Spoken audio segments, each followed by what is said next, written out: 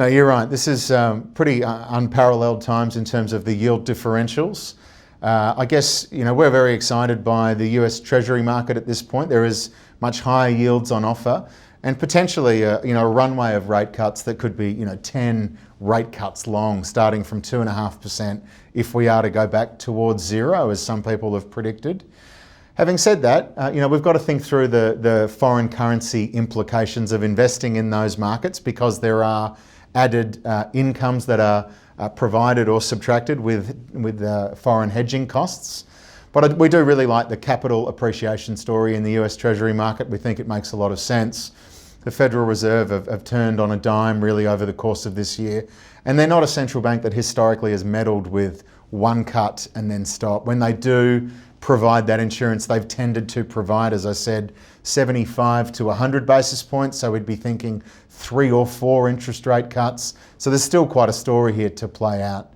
But we are seeing a lot of domestic investors looking at those offshore markets now, where there are other stories and alternatives and good investment themes to invest in.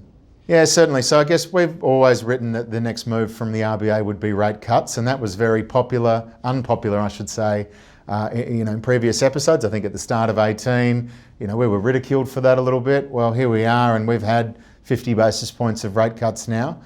And we thought that those initial rate cuts would come because of the domestic economy required them. But I think we'll go through a period of pause and assess, which is pretty normal.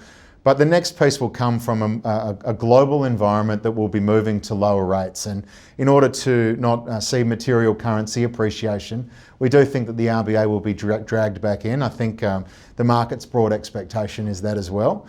There's been discussions about Australian QE and whether it's needed, whether it's warranted. It certainly would be very effective, and you wouldn't need to do an awful lot of it to push the currency materially lower. And that would be a really good thing for Australia. If we can get that currency down and keep it down, Australia can grow its way out of all of its issues that we face presently. And we don't expect the RBA to cut below, say, 50 basis points. And they've made good comment around that. They still need to attract international capital to help fund the domestic banking system and the like. But there is a very obvious QE program here which would be very effective without needing to really use a huge amount of ammunition to achieve that. So we think in time we're very likely to potentially see something like that.